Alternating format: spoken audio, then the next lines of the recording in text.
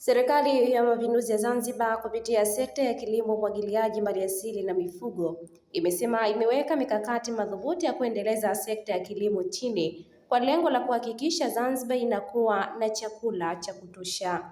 Kauli hiyo ameitoa waziri wa wizara hiyo Mheshimiwa Suleiman Masudi Makame katika mkutano na waandishi wa habari kuelekea siku ya maonyesho ya wakulima yanayotarajiwa kuanza tarehe mosi hadi tarehe 16 mwaka huu katika viwanja vya maonyesho Kizimbani Dole, wilaya Magharibi Unguja. Amesema kuwa mikakati hiyo inalenga kupunguza utegemezi wa chakula kutoka nje ya nchi pamoja na kuimarisha uchumi wa Zanzibar kupitia kilimo chenye tija na ubunifu.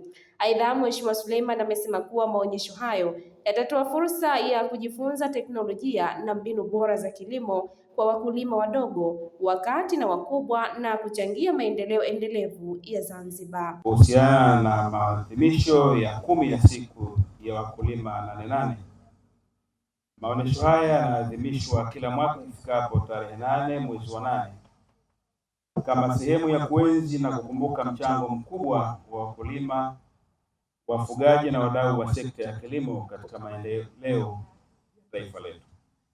Wananchi, maonyesho haya ni muhimu kwani huwakutanisha wakulima, wafugaji, wajasiriamali, taasisi za serikali na binafsi, watafiti, vijana, wanawake pamoja na wadau wa maendeleo kwa ajili ya kubadilishana uzoefu, kuonesha teknolojia na kukuza fursa za uwekezaji katika sekta ya kilimo pamoja na kujifunza. Tunavyoelewa, kilimo kinachangia kwa kiasi kikubwa ustawi wa maisha ya wananchi wote.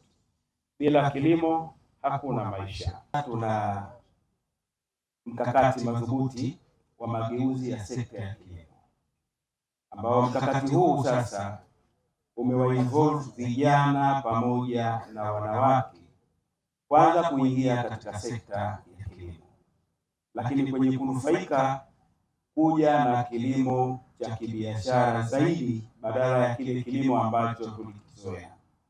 Kwenye mkakati wetu tunasisitiza sana kwamba vijana na wananchi kwa ujumla walime kilimo kile cha kibiashara.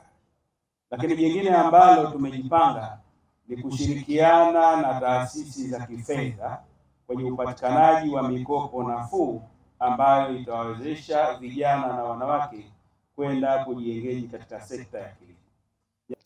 Kauli mbiu ya mwaka huu ya maonyesho ya 10 ya wakulima yaani 88 ni vijana na wanawake ni chachu ya maendeleo ya sekta ya kilimo, ikiwa mgeni rasmi anatarajiwa kuwa Rais wa Zanzibar Dr. Hussein Ali Mwinyi. Mtazamaji, hii ni Zantime, usisahau kusubscribe, kulike, kushare na kucomment.